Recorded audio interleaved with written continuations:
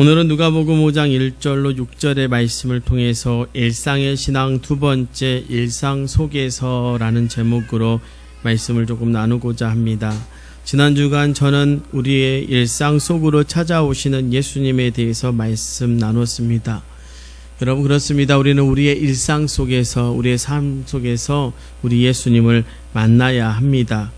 그런데 중요한 것은 예수님은 다른 이가 아닌 우리의 삶 가운데로 오신다라고 하는 것이라고 제가 분명하게 말씀을 드렸습니다. 우리의 삶, 우리의 일상 속으로 우리 주님 들어와 계시고 들어오신다는 것입니다. 바로 여러분의 삶으로 오신다는 것입니다. 그리고 여러분의 삶 속에서의 부르짖음을 들으신다라고 말씀드렸습니다. 그런데 더 중요한 사실은 이 일상 속에 들어오시는 것을 통해 우리의 문제가 해결되고 우리의 삶에 은혜를 부어주신다고 말씀드렸습니다. 즉 이제 하나님께서 이 은혜의 시간을 통해서 우리의 삶에서 일하기 시작한다라고 말씀드렸던 것입니다. 우리의 문제가 만져지고요, 우리의 문제가 해결되어지는 것, 하나님께서 일하시는 것이죠. 그러나 이제 우리가 이 일상 속에서 만난 예수를 힘입어, 우리 하나님을 힘입어 우리가 우리의 삶에서 어떻게 살아가야 하는가? 이제 예수님이 우리의 일상 속으로 들어오고 난 뒤에 우리의 일상 속에서 일어나는 변화들에 대해서 우리가 조금 오늘 말씀을 통해서 살펴볼 필요가 있습니다. 우리의 일상 속에서 일어나는 변화가 우리를 단순히 일상 속에서 변화로만 두는 것이 아니라 이제 삶의 사명자로 우리를 세워가기 때문입니다. 오늘 말씀을 통해서 여러분의 일상 속에서 주님을 만남으로 이제 일상 속에서 나타나는 변화들을 통해서 이제 여러분의 삶의 자리가 사명의 자리로 바뀌어지기를 간절히 축원합니다. 먼저 우리는 일상 속에서 이제 예수님의 음성을 듣기 시작하고 그 음성 앞에 순종해야 하는 것입니다. 오늘 본문 4절은 우리에게 이렇게 말씀합니다. 말씀을 마치시고 시몬에게 이르되 깊은 데로 가서 그물을 내려 고기를 잡으라. 여러분, 이제 말씀이요, 베드로의 삶을 지배하기 시작합니다. 어떻게 우리가 알 수 있는가? 5절의 베드로의 고백을 보면 이렇게 이야기합니다. 선생님, 우리들이 밤이 새도록 수고하였으되 잡은 것이 없지만은 말씀에 의지하여 내가 그물을 내리리이다. 그가 말합니다. 말씀에 의지해서 그물을 내리겠습니다. 여러분, 사실 어떻습니까? 베드로가 훨씬 바다 전문가죠. 물고기 전문가는 예수님보다는 베드로입니다. 그런데 왜 제가 지배한다라고 말씀드렸는가? 이제 우리가 말씀을 통해서 조금 살펴보면 누가복음 5장 이전에 그 베드로의 장모를 고치시는 예수님의 모습이 나옵니다. 열병에 걸렸을 때 예수님이 친히 찾아가셔서 베드로 장모를 고쳐주십니다. 그 자리에, 그 기적의 자리에 있었습니다. 그런데 더 중요한 것, 오늘 그의 배 위에서 우리 주님 말씀 전하셨다라고 하는 것이죠. 그가 이제 그 말씀이 이미 어쩌면 베드로의 자기의 장모를 고쳐주실 때부터 베드로의 마음은 예수 그리스도의 예수님의 그 언어 하나, 음성 하나에 요동치고 있었을 것입니다. 오늘의 말씀으로 표현하자면 예수님의 음성이 이제 베드로의 귀에 들리기 시작한 것입니다. 저와 여러분도 마찬가지지 않습니까?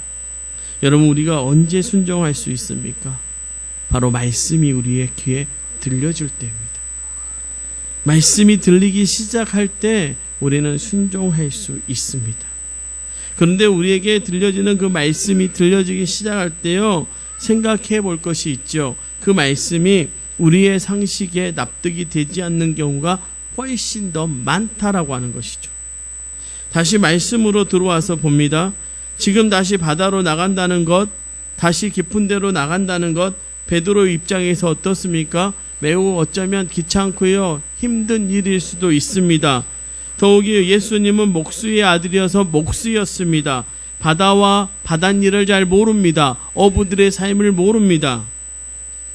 마치 이런 거죠. 제가 염전의 삶을 잘 모르잖아요. 그런데 날씨 맑다고 우리 장로님들께, 우리 집사님들께, 염전 일 하시는 분께 오늘 가서 소금 내십시오 하고 하는 거하고 똑같은 일입니다. 지금 그거 하신 겁니다. 밤새 일을 하고 돌아와서 지금 그 시간에는 뭐 하는 시간이냐면 찢어진 그물들을 다 손질하고 만지는 시간입니다. 그런데 우리 주님 다시 나가라고 하십니다. 그리고 깊은 데로 나가래요. 갈릴리 바다는 우리가 보고 있는 바다와는 좀 다릅니다. 굉장히 투명합니다. 강과 같거든요.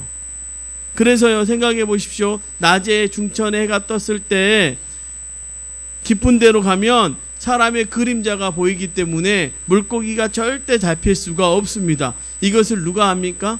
베드로가 너무나도 잘합니다. 더 중요한 것은 그 시간에 베드로와 어부들은 배가 고팠을 것입니다. 또 휴식도 필요했을 것입니다. 왜요? 또 밤에 물고기를 잡으러 나가야 하기 때문입니다.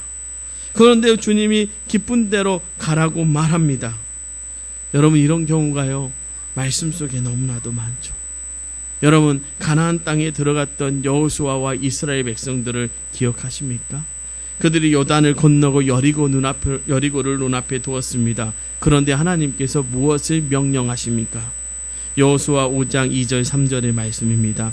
그때에 여호와께서 여호수아에게 이르시되 너는 부싯돌로 칼을 만들어 이스라엘 자손들에게 다시 할례를 행하라 하시매, 여호수아가 부싯돌로 칼을 만들어 할례 산에서 이스라엘 자손들에게 할례를 행하니라. 여러분, 이게 말이 됩니까?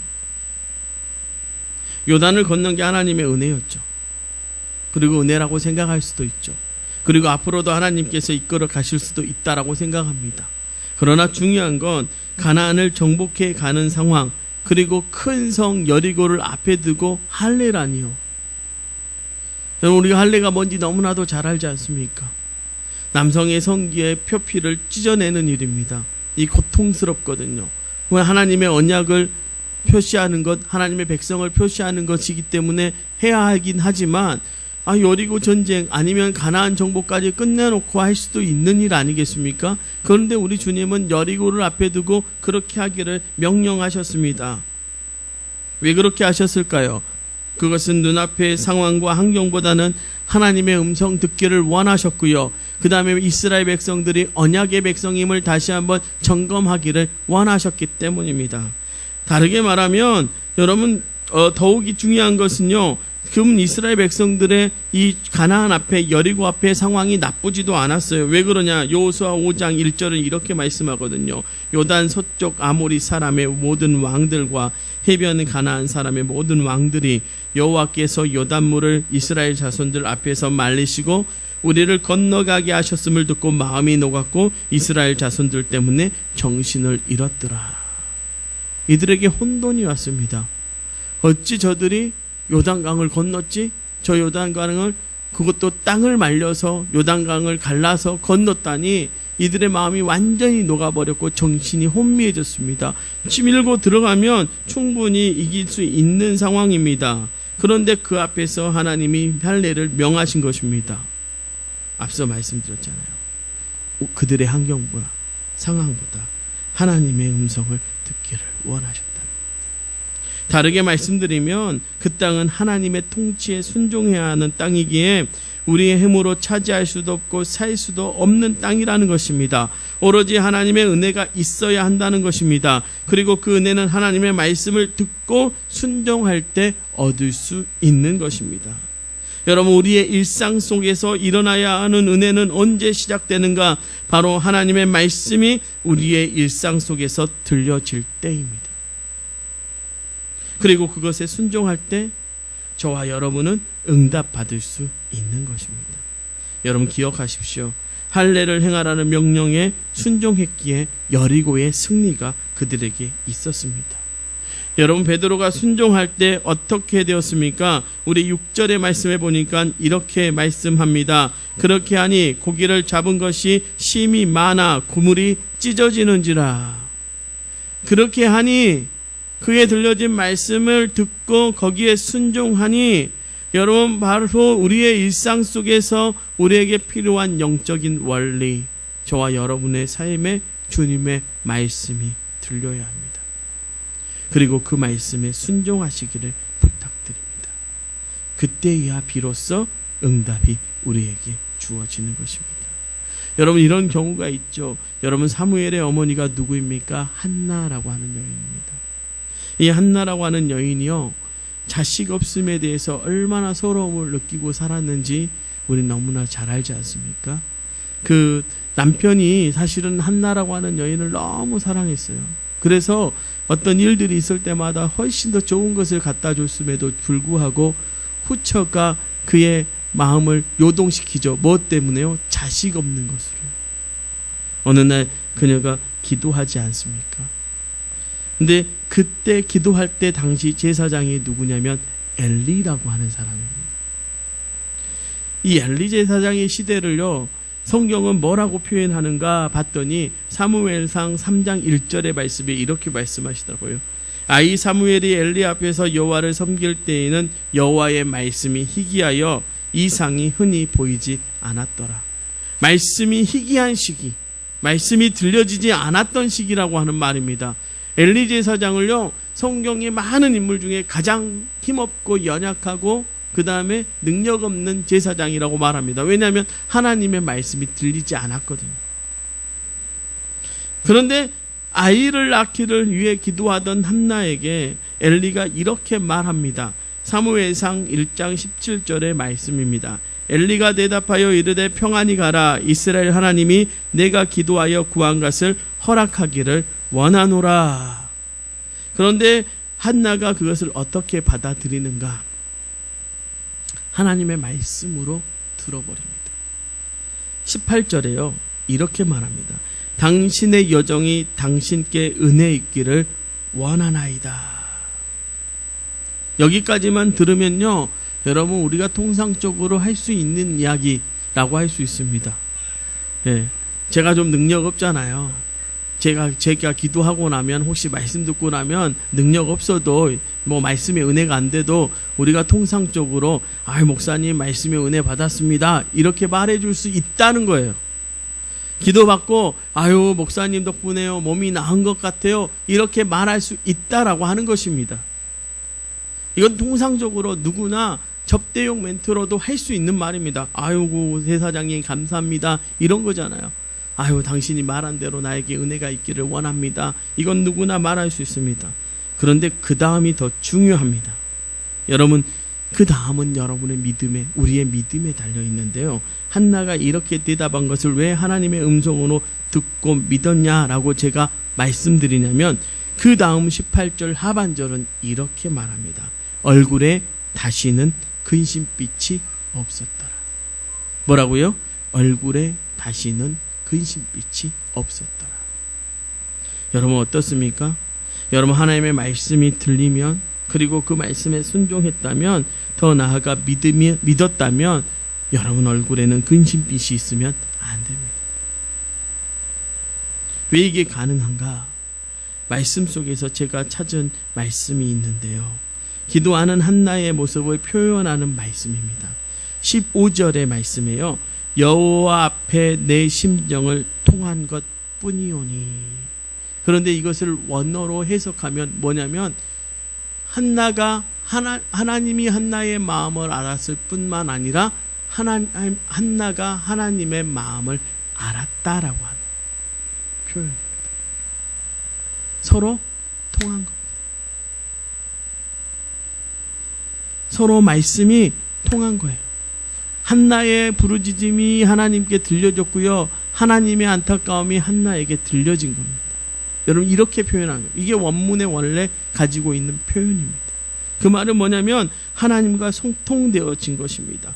그러니까 하나님의 음성이 한나에게 들려진 것이죠. 사랑하는 성도 여러분, 여러분의 삶 가운데 하나님의 음성이 들려질 때 여러분의 문제가 해결되어지기를 소망합니다. 여러분이 그 말씀에 순종할 때 여러분의 삶 가운데 열매가 맺어지기를 축원합니다. 여러분 다니엘은 어떻습니까? 하나님 앞에 드리는 기도를 포기할 수 없었던 다니엘, 자신을 잡기 위해 조서가 발표되죠. 이제 30일간 누구만요? 왕만 경배하고 왕 앞에만 무릎 꿇으라. 그것을 지킬 수 없었죠. 왕의 직인이 조서에 찍힌 것을 알고도 그가 어떻게 해요? 하나님 앞에 기도했다라고 성경은 이야기합니다. 그런데 놀라운 것은요, 그 기도의 결과가 뭐였습니까? 감사했다는 거죠. 저는 이렇게 생각합니다. 그에게 하나님의 음성이 분명하게 들려진 것입니다. 여러분, 감사가 어디서 나옵니까? 하나님의 말씀이 내 삶 가운데 들려질 때 나오는 거죠. 사자굴에 들어가도 어떻게 될 줄 알고 가는 거죠. 하나님이 어떻게 일하실 줄 알고 가는 거죠. 사랑하는 성도 여러분, 저와 여러분에게도 마찬가지입니다. 여러분, 이 세상 속에 살아가더라도 하나님의 음성의 귀를 기울이시기 바랍니다. 어느 목사님이요, 베드로가 응답받은 것을 이렇게 표현하더라고요. 제가 그거 듣고 굉장히 은혜 받았습니다. 베드로가 예수님의 음성 듣고 그 음성, 그 말씀을 의지해서 바다로 나갈 때 하나님께서 물속에서 물고기를 베드로가 잡도록 모았다는 거예요. 헤엄치면서. 와, 야, 여기로 모여라. 베드로 온다. 이렇게 하셨다는 거예요. 그 얘기를 듣는데 굉장히 감동받았습니다. 여러분, 그렇지 않을까요? 여러분이 주님의 말씀, 우리 하나님의 말씀에 들려지는 그 말씀에 순종하면 주님이 여러분의 삶에서 일하신다라고 하는 것을 재미있게 표현한 말이지만 저는 은혜 받았습니다. 여러분, 여러분의 귀를 하나님의 말씀에 기울이게 하십시오. 세상의 수많은 소리 속에서 저와 여러분이 정말로 들어야 할 것이 바로 하나님의 음성입니다. 바로 예수님의 음성을 저와 여러분이 들어야 합니다. 그리고 그 음성 앞에 순종해야 합니다. 바로 하나님의 부르심 앞에 우리를 사용하시고자 하는 그 부름 앞에 순종해야 할 줄 믿습니다. 사랑하는 성도 여러분, 오늘도 주님은 우리에게 말씀하십니다. 그 말씀에 귀를 기울이시고 이제 여러분의 일상 속에서 순종함을 통해 승리하는 저와 여러분 되시기를 축원합니다. 그럼 나아가 저와 여러분들을 부르시는 주님, 그리고 일상 속에서 우리 주님은 무엇으로 우리를 사용하실까?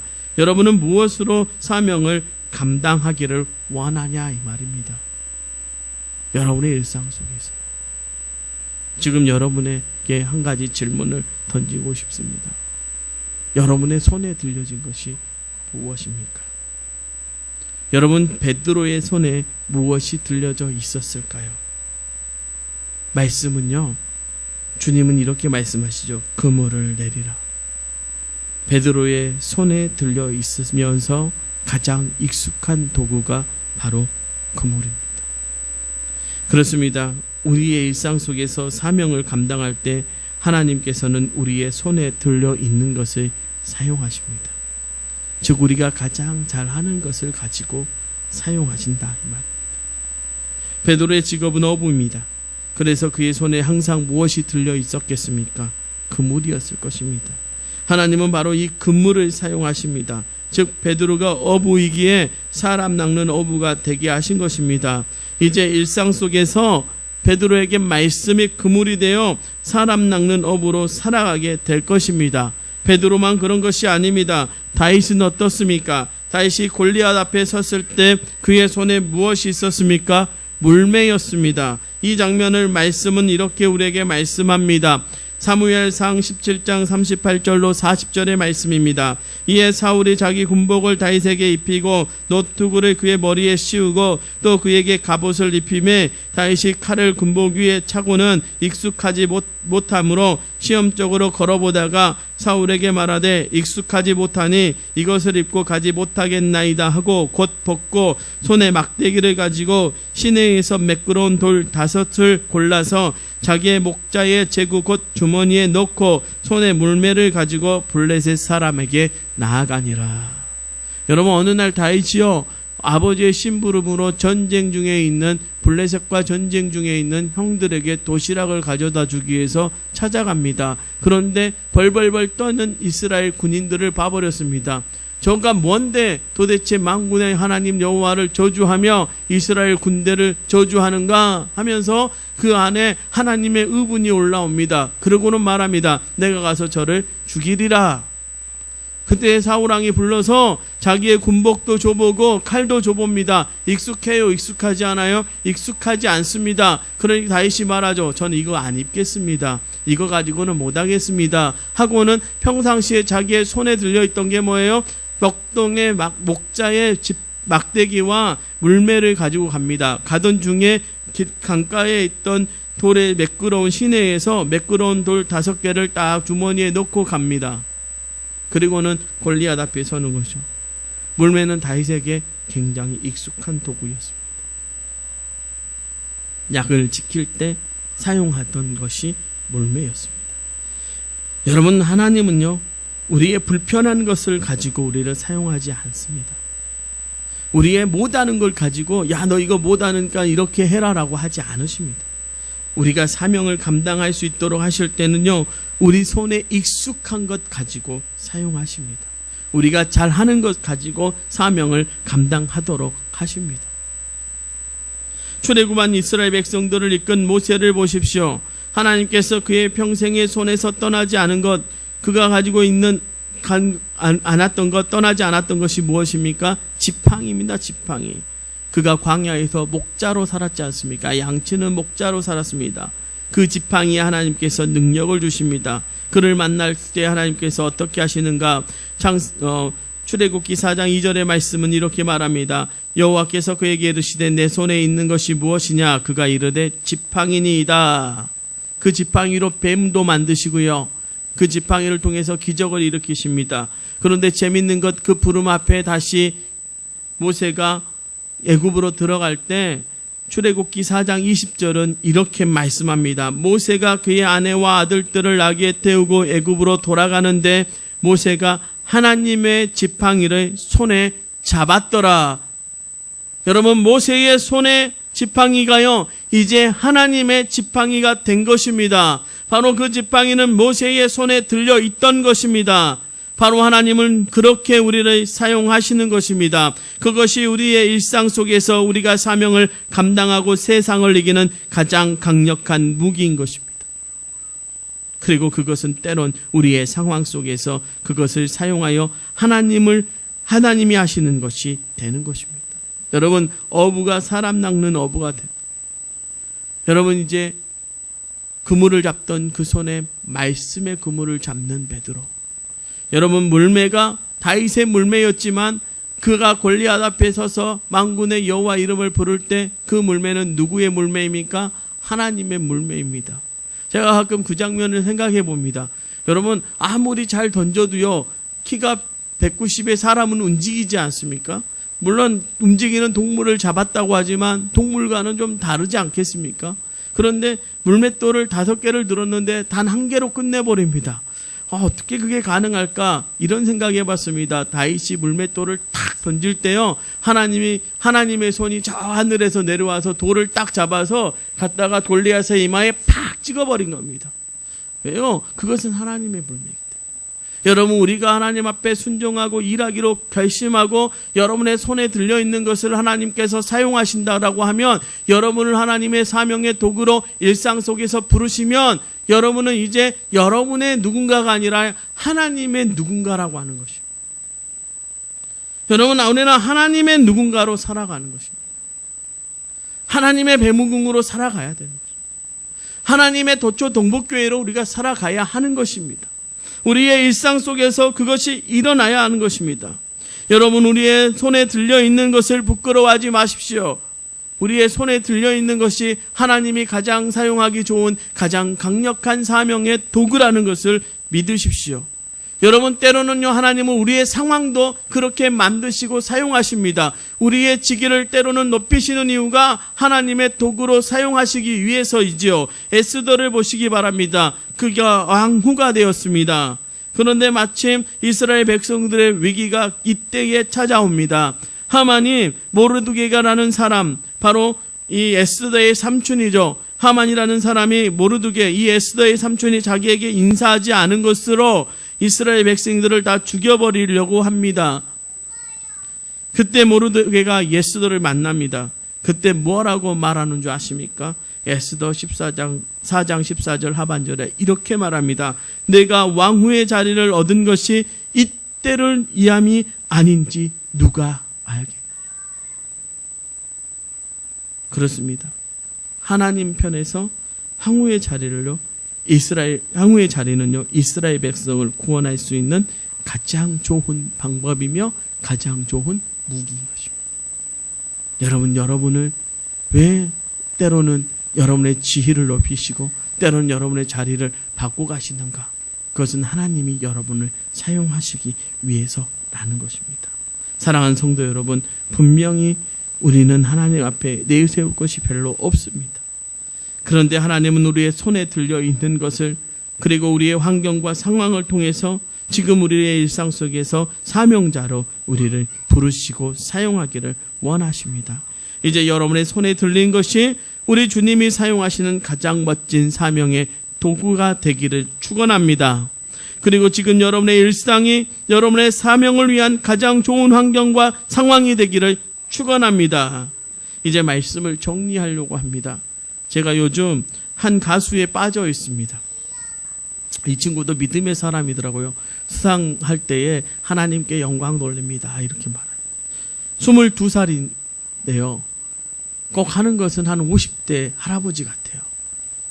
이 친구가 15살 때 엄마가 너무 그렇게 늙게 사는 것 때문에 걱정이 돼요. 그때도 2대8로 다니는 그 친구 걱정이 돼서 한 프로그램에 나와서 좀 고민 좀 해결해 달라고 왔어요. 그 안녕하세요라고 하는 신동엽 씨가 나오는 프로그램. 거기서 이 친구가 노래를 한 자리 딱 부릅니다. 그 현인 선생님의 신라의 달밤. 그랬더니 신동엽 씨가 딱 듣고는 뭐라 그러냐면, 야, 우리 다음에 부르의 명곡에서 만나자. 그런데 진짜로 가수가 돼서 부르의 명곡에 출연했어요. 이 친구 이름이 조명섭이라고 하는 친구입니다. 근데 이 친구가 어렸을 때부터 자기가 너무 어렵고 힘들었는데 그때 들었던 노래가 신라의 달밤이었대요. 자기 가정이 너무 어려울 때. 근데 그 노래를 듣는데 마음의 위로가 되더라는 거예요. 그리고 그 다음부터는 이 현인 선생님의 노래를 찾아서 듣고 남들이 볼 때는 우습죠. 여러분 또래 아이들에게 22살입니다. 저희 꼬맹이한테, 저희 아이들한테 보여줬더니 아빠 이해가 안 돼. 이 사람이 22살이야? 한 40대는 돼 보이는데 50대는 돼 보이는데 이렇게 말합니다. 그런데 그 한길을 꾸준하게 갔더니 남들이 놀렸겠지 않겠습니까? 또래에 같지 않으니까 친구들이 놀리지 않았겠습니까? 주변 부모님은 걱정했던 그 일이요. 그가 좋아하고 사랑하고 꾸준하게 붙들고 갔더니 세상이 볼 때는 부끄러운 것이 처음엔 되었지만 이제는 어때요? 누가 그러더라고요. 이 가수는 앞으로 50년 동안 조명섭의 시대가 열렸다는 거예요. 왜냐하면 이 목소리를, 이 노래, 그 목소리로 노래를, 그 창법으로 노래를 부를 수 있는 가수가 우리나라에는 그 한 사람밖에 없다는 거예요. 제가 들어봐도 그래요. 현인 선생님의 노래를 들어보고 조명섭 씨의 노래를 들어보면요, 같은 것 같은데 자기 색깔이 있어요. 여러분, 이겁니다. 여러분, 주님이 우리의 일상 속에서 원하시는 것, 들려지는 말씀에 내가 가지고 있는 것 가지고 순종하기를 원하십니다. 사랑하는 성도 여러분, 우리가 가지고 있는 것이 부끄러운 것이 아니라 주님이 우리에게 음성으로 들려져 다가오는 그 말씀 앞에 순종할 때 우리가 가진 것이 가장 강력한 사명의 무기가 된다는 것 잊지 마십시오. 여러분, 이제 여러분의 일상 속에서 주님의 음성이 들려질 때 순종하시기를 축원합니다. 그리고 여러분의 손에 들린 것을 사용하시는 하나님을 믿고 그 장점을 가지고 일상 속으로 들어가시는 저와 여러분이 되기를 간절히 축원합니다. 기도하시겠습니다. 사랑의 주님, 우리의 일상 속에서 하나님의 음성이 들려지고 그 말씀 앞에 순종케 하옵소서. 나아가 우리의 손에 들려진 것으로 하나님께 영광 돌리며 살아가는 동북교회 성도들이 되게 하옵소서. 예수님의 이름으로 기도하옵나이다. 아멘.